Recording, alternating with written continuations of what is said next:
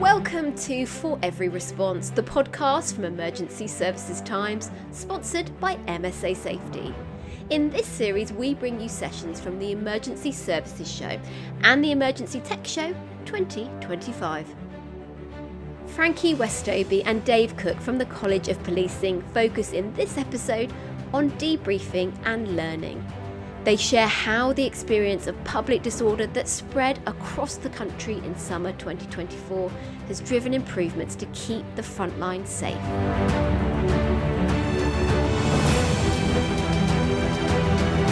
Good morning, I'm David Cook. I'm currently on secondment from the Metropolitan Police to the College of Policing as the National Structured Debriefing Trainer and Coordinator. I'm fortunate to have some really good people around the country assisting me in that role, such as Frankie next to me. I've been in the job for about 25 plus years. I won't say just how many. So I've been around a little bit, mostly in public order and uniform policing. In the last 12 years in emergency preparedness, especially in this environment with debriefing from major incidents and terrorist attacks in London, but also around the testing and exercising arena as well. What I have here is a real desire. Frankie calls it a passion, I call it a desire. Okay, a real desire to help people improve, okay, for organisations to improve. At the end of the day, going back to protect the protectors, we serve you at the front line to make things better, okay, and that's where it is. Not just us though, we've got to remember we all serve the public in our roles, okay. Frankie, over to you. Okay, so I'm Frankie Westoby and I am currently seconded from my home fort of Hertfordshire to the College of Policing, and my day job is delivering senior leadership training. But as David said, my geeky passion is structured debriefing, and I have much of the same desire to make sure that we start capturing and sharing learning and doing something about it. I've been doing debriefing for well over 10 years, and I can see that we have some fellow debriefers in the audience, so that is good to see. Thank you. Thank you. Still hear me? Yeah. Thank you. Yeah, smiley faces. I'm now feeling the tinge of sweat coming down my brow. Let me pose a question to you. How are you? Are you okay? Everybody okay? How's your day gone so far? Yeah, good? Anybody had it? Oh, Alex. I know that face, but Alex, how's your day gone so far? Can we get a microphone to Alex, please, Rob? Oh, we've got two. That's fine. Never works. 1, 2. There you go. Yeah. Morning, thanks, David. The mic not working. It's not pretty good. But my day started pretty bad. Raining, dog walking. Supposed to be here for 9. Program the sat nav. Get to work. Job car. Flat battery. Starting badly. But I'm here. I'm hot. And it's good to see you all. Oh, blimey, that's confusion to start with. What stand are you meant to be on? Well, it was C748, if they want to come over and see me. Okay. So, you couldn't do anything about the weather, though, could you? No, but I could have put the dog's jacket on, but I was rushing. Uh-huh. He's got waterproof, he's a black Labrador, shakes, water everywhere. Those who've got a dog, I'm sure you can imagine the scene. So it's chaos at home when you left. Okay. So your preparedness wasn't quite right. Is that what you're going to say? Yeah, probably. Could have got up a bit earlier. I say. So how could you improve things for yourself? Giving myself an earlier start. Okay, an earlier start. And what about getting here? You said problems with the sat nav? Yeah. So I use Waze. Waze. Which is on my mobile phone. Okay, I'm a technophobe. I don't know what that is. But what Waze? It's like it's an app that Okay. It's quite good, but it's on my phone. Okay. And using a works car, police car, I thought it'd have one of those 12-volt plug things, and I've only had like limited mobile phone battery, so I get to about halfway on the M6, and the phone's died. Your phone's gone dead. So what's your contingency? What's next? There wasn't. Okay. Well, there was using the NEC signposts. So fortunately, they did pick in. Okay. Anybody else had the problem getting here this morning? No? Anybody else use Waze? Waze? Waze, yeah. Waze? Yeah. Anybody else use Waze? No, you're the only one that's got the app. Oh, come on. Come on. It was really bad traffic. So in terms of that, next time, what are you going to do differently? Well, yeah, I suppose, but yeah, ensure my phone is charged. Right. Yeah, that's like an admin thing, isn't it? Flat battery, yeah, that's going to be. Waze app's really good. Okay, So general. I'll stick with that. Okay. It's got me out of trouble. Okay. But actually, to be fair, once I've got here, everything's pretty good. Okay, so you're happy now. You're settled down. Settle down. Yeah, I need to Okay. get a free coffee from somewhere. So if anyone's got any good coffee pointers, anybody?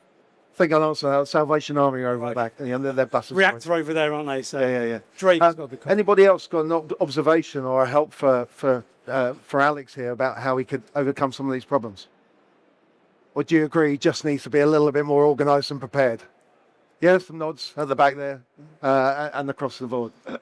Is he a colleague? No, okay. Listen, folks, that's just a little play on words and a little mini debrief, if you like, but with Alex, who I know of old. That is structured debriefing. We use what's called the experiential learning cycle, which teases out an event or situation. And as we're here to talk about public order and the events of last summer, this is exactly what we do and we have done.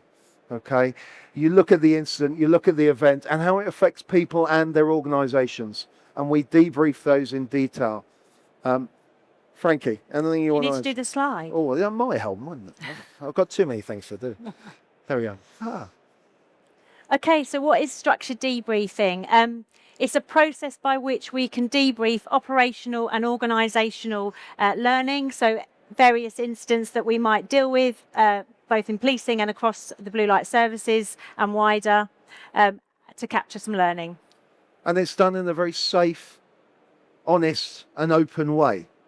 We're there as facilitators to make sure everybody feels safe to have that conversation, to have that discussion about sometimes, as you saw from the previous speakers, can be very emotive.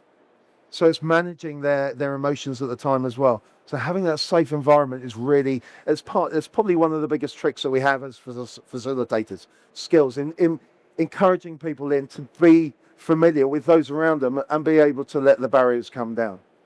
And it's a really simple process that captures areas for improvement and good practice. And that's through some simple questioning about what didn't go so well, what went well, and what are our considerations or learning points going forward. And this is a great opportunity, this show, because it's not just policing. We're here as police officers and the College of Policing own the product. But debriefing, doesn't matter how you debrief really, any debrief's better than no debrief.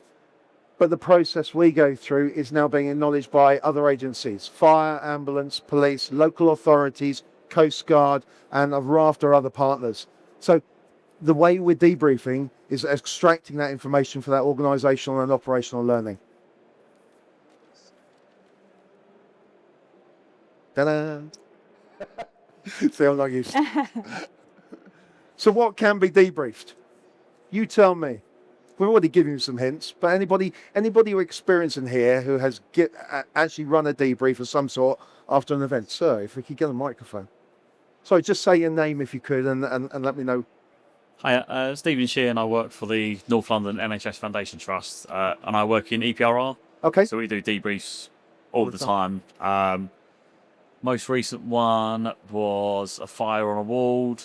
Okay. We've done a few on. There was a consultation process with staff. Right. So again, that consultation process didn't go so well. So again, capturing the learning from that, and a whole sort of other raft of things that have gone completely over my head now. But yeah, I understand. When you're on the mic, fabulous. So consultation processes. That's not what you normally think is a big event or issue.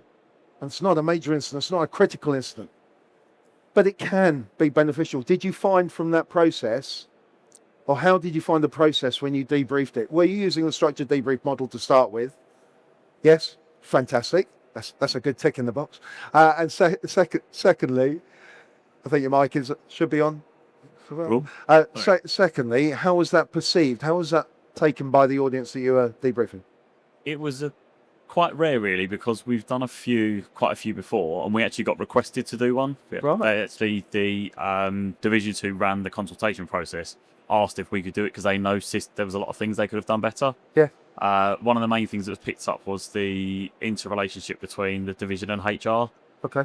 So there was kind of a lot of back and forth, a lot of, oh, you need to wait for this person, and, a lot of kind of miscommunication. And that was one of the main things that was picked up, but we were actually requested to do it on this occasion. Okay. And that's very typical of that type of debrief. And when you're talking about change programs and involving people and HR, human resources, and when their jobs are affected or their position where they're working from, that has a big impact. And if that communication isn't working, as you've identified through that debrief process, then it causes consternation. So what else can we debrief? Exercises. Thank you very much. Which gym do you use? Not that type. Okay. All right. What do you mean by that?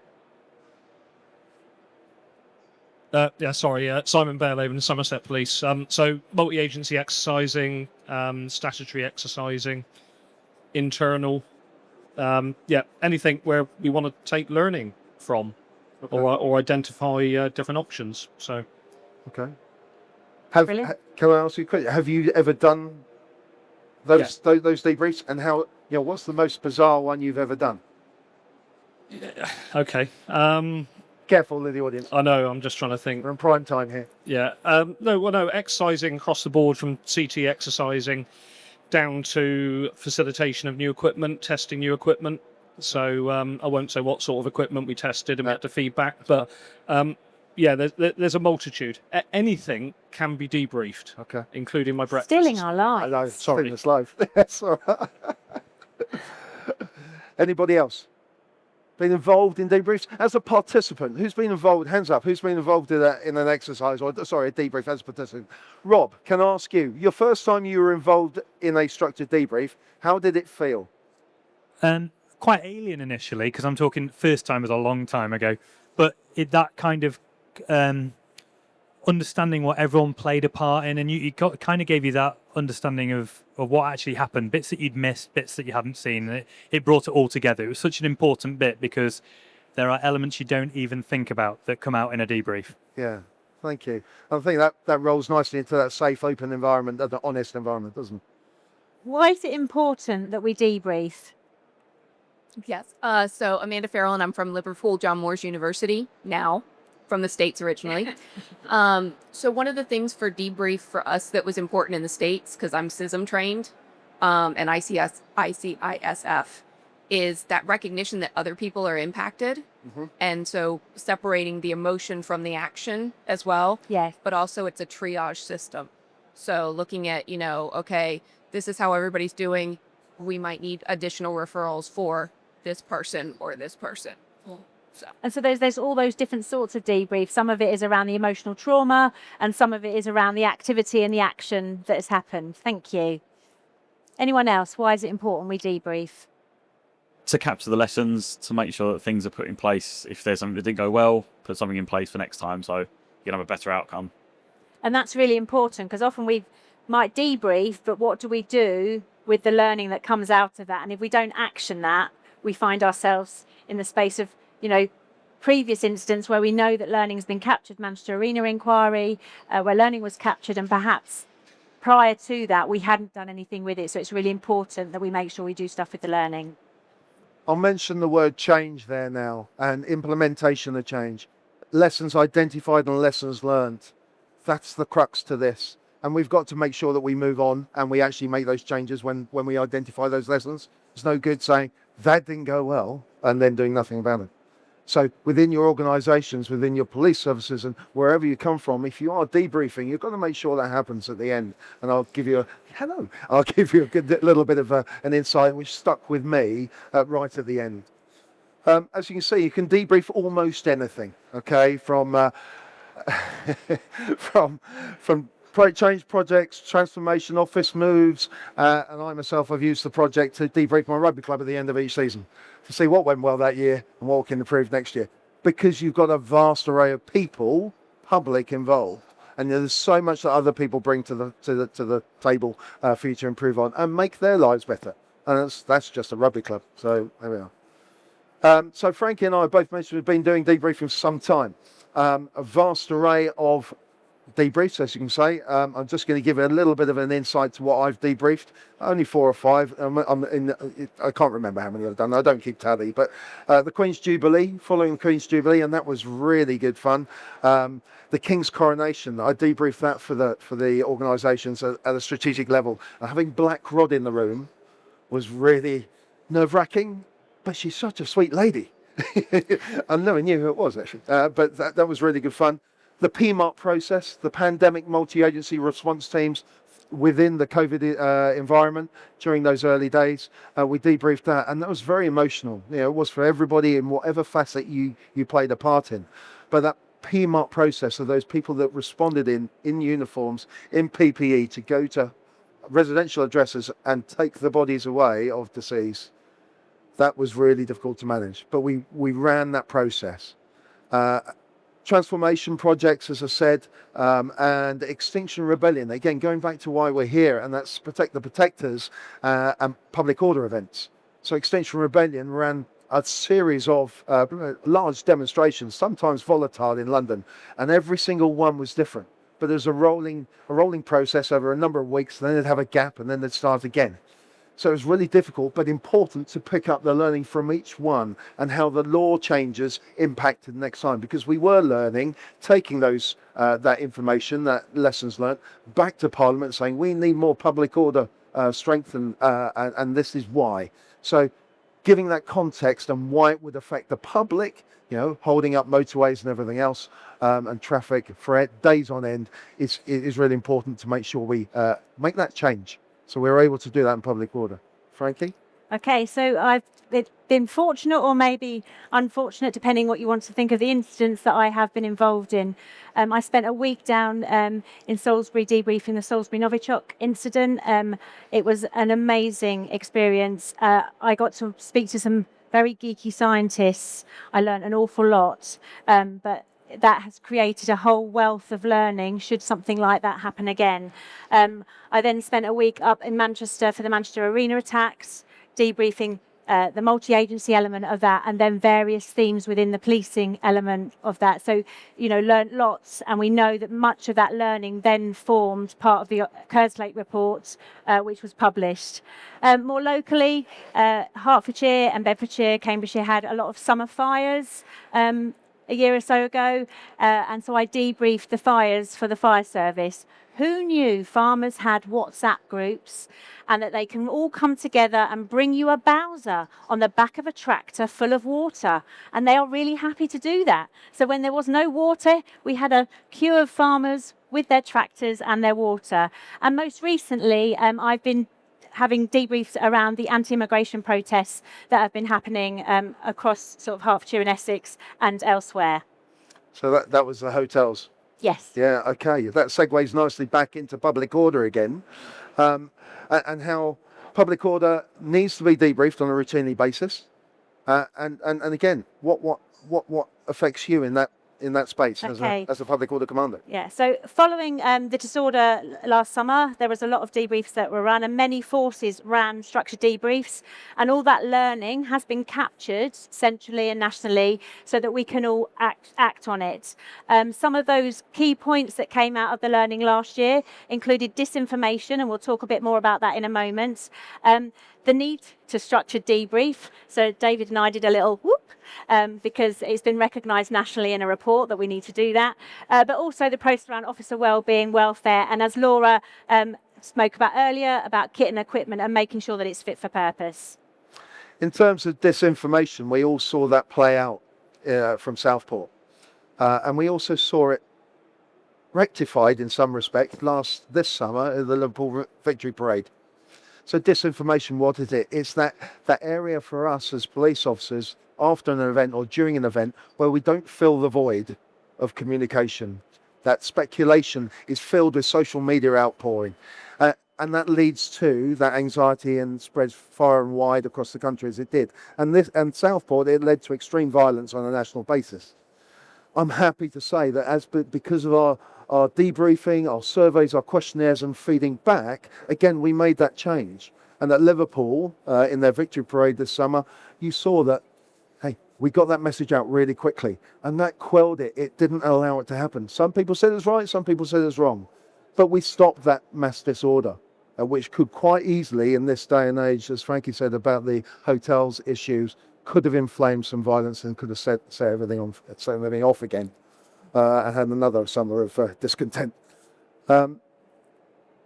So additionally, it talked about that we need to make sure we prioritise structured debriefing for public order events, and that we then take that learning and we rapidly implement it. And I think we are really getting that done now, with national messaging coming out to make sure that we can put those improvements in. So for the last 6 weeks, I have been the Silver Public Order Commander for the anti-immigration protests in my home force, and I've implemented a rolling debrief process so that every week we can capture the learning and then we can implement that for the following week. So some really simple things, but we've I probably shouldn't say a company's name. I don't know if it is a company's name, but we use the drones quite a lot. And for me as a Silver Commander to be able to see what is happening, and for the Bronze Commander on the ground to be able to have a bird's eye view, we have the drone up, use Starlink. It gives us a really, really clear view of everything that's happening. So we make sure that is now there every week to ensure that we can see that. We've also started giving the officers a bar of chocolate, a packet of crisps and a can of pop, and that has gone down really well and is always fed back as a positive, because, you know, they're out there for a few hours. When will they get a drink or a break? So as they leave the briefing, they get that. And importantly as well, they feed back on their well-being, and we can make sure that they're all okay, because many of those officers have had their shifts repeatedly cancelled, changed, weekends disrupted, and it's making sure that we look after them and make sure that we recognise that. This episode of the Emergency Services Times podcast is sponsored by MSA Safety, proudly supporting emergency services and first responders on the front line. At MSA Safety, protecting first responders isn't just what we do, it's who we are. We work closely with fire and rescue services across the UK to develop and deliver safety solutions designed to meet your ever-evolving needs. That includes MSA Bristol Firefighter PPE, trusted by services across the UK and beyond, shaped through years of collaboration with frontline teams. It also includes our growing investment in innovation and technology, from the connected M1 SCBA modular solution to our agile, fully managed service model that helps keep crews protected and ready to respond. But for us, safety goes beyond equipment. We believe in standing shoulder to shoulder with the people who dedicate their lives to protecting others, whether it's supporting firefighter charities, backing mental health initiatives, or showing up for community events. MSA is proud to be part of the emergency services family.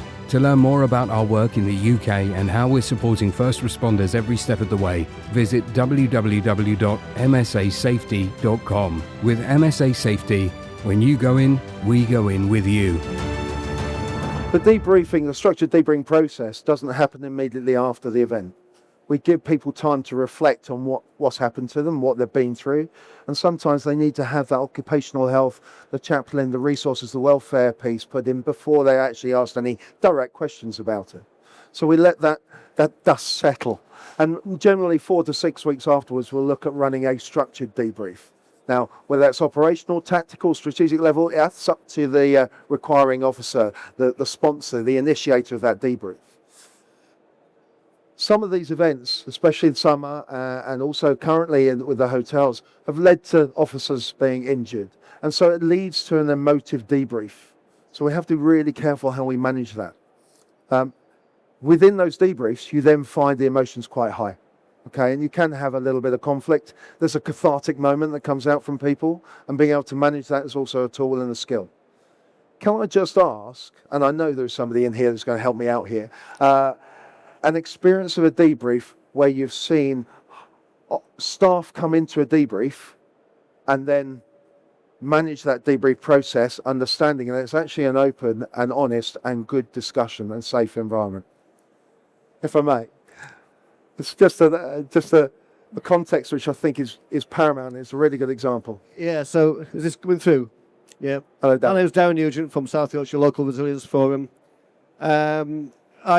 Last year during the public audit situation in South Yorkshire, we had a hotel that was attacked, and the officers faced violence that they'd never faced before. I was asked to do the multi-agency on behalf of the LOF, the multi-agency strategic debrief. And so we got the debrief together. I followed the structured debrief process textbook, and the two police golds who came, bear in mind they were with the four local authorities, NHS, fire, ambulance, and all the other partner golds. They came, and you could see that their guards were up. They were full shielding what they were going to say. Within 30 minutes, when they sort of realised what the process was, what it was about organisational learning, about getting them to pass on their wisdom from their experience, you could visually see the shields falling down, and then they just opened up. Because it's not about facing difficult questions; it's about passing on their wisdom. And it was nice to see that. It was a really effective debrief amongst colleagues from totally different agencies. Thank you, Darren. That's really informative. And it's to say and to point out really nicely, it's not about blame. This is about organisational learning. This is about improving in the future. And so you can see there why debriefing is so important. And it's collaborative. You can do it in a single agency or multi-agency debriefs. It doesn't matter. But when you do a multi-agency debrief, and I'm sure you'll back me up here, Frankie, it is so humble to see when people open up and share their experiences, because you just don't know what the other agency or your colleague in your agency is feeling and has experienced. So you're managing to get that 360 lens on the same experience that you've been through. And it's really quite eye-opening. Very powerful. What I want to finish with is saying, more importantly, what we learn helps the public as well who we serve, okay, from whatever sphere you come from. And I'm going to leave you with a quote. Following the Manchester Arena inquiry, AC Sean O'Callaghan from British Transport Police, who attended and gave evidence at all four phases of the inquiry, has now said this in a presentation that I was honoured to be part of. There is no point learning lessons if we don't implement change. That stuck with me since he came out and said that, and I pass it on to everybody. No point doing debriefing, no point questionnaring, hot debriefs or anything like that unless you implement the change. It's just a word on a piece of paper otherwise.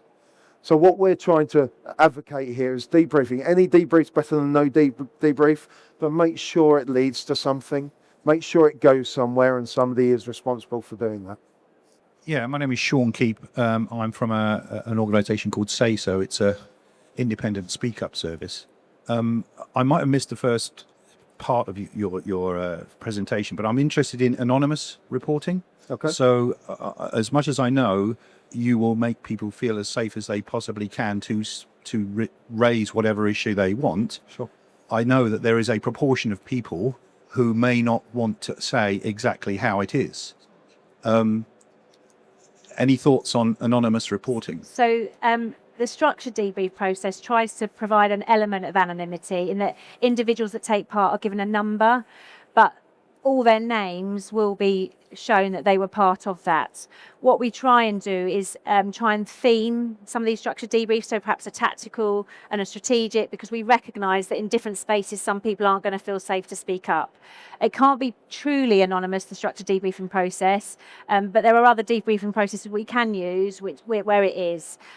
Often we need to follow up maybe something they've said, so we need to know that. Also in a multi-agency debrief, you often know which agency has said what, so although it's anonymous from the individual, you will know which agency has spoken. So yes, there is an element of anonymity there, but not completely. If I can just add to that, the pre-administrative work that goes behind setting up a debrief creates the terms of reference. So by setting it at a tactical, operational or frontline policing, Jessup principles debrief session, you're setting parameters that people know they're coming into a safe environment. And that's all they're going to talk about. So they know what they're coming to. On top of that, we have conversations if there's investigations going on with the senior investigating officer, so that we know the boundaries that we're not going to step into the investigation and undermine any prosecution case at the end of it, or lay any organisation open to liable or to blame and legislation, but just litigation.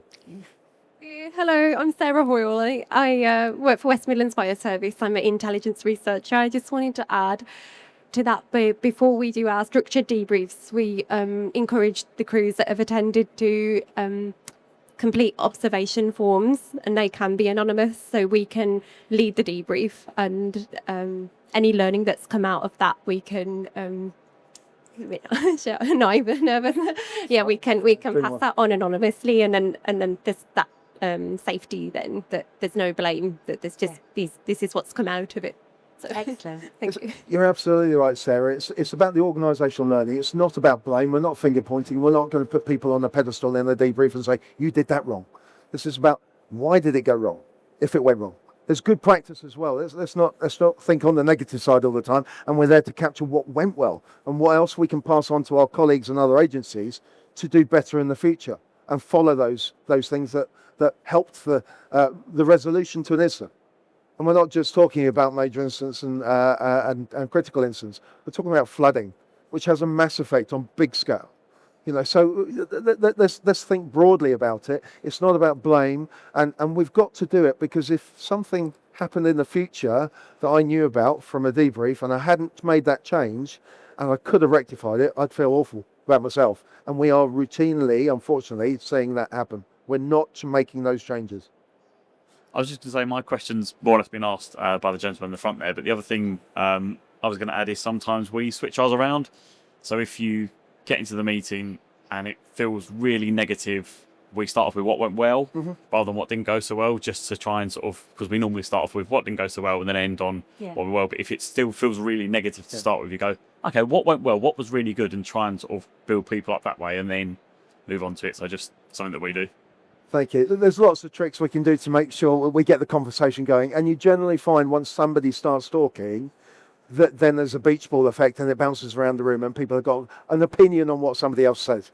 And it's just managing that. And when you walk into a room, you need to make sure they feel comfortable as well. So we lay on music. We put music in the background. We put sweets and coffee and tea and biscuits on. So people feel like, okay, this is different.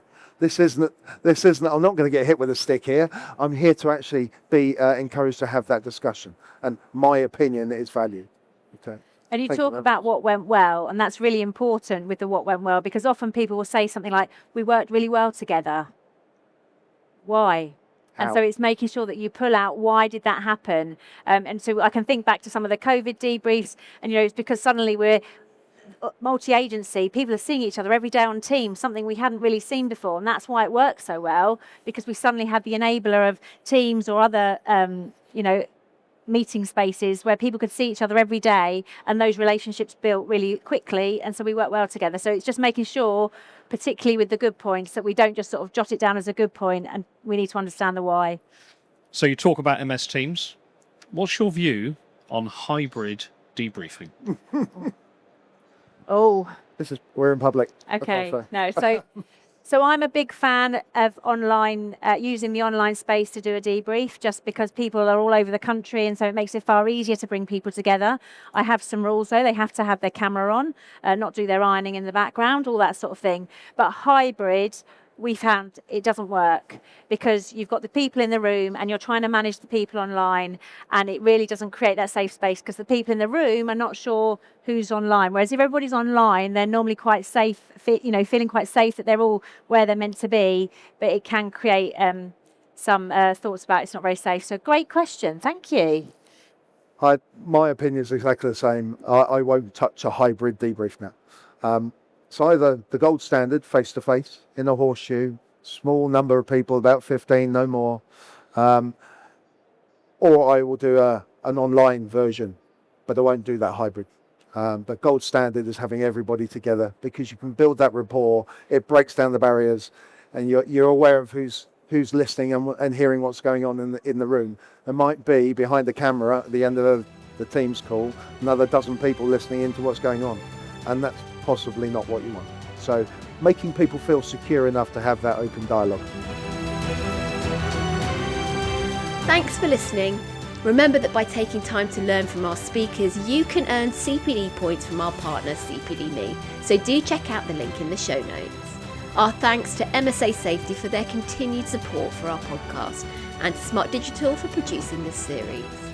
If you enjoyed this episode, be sure to subscribe to For Every Response, the podcast from Emergency Services Times.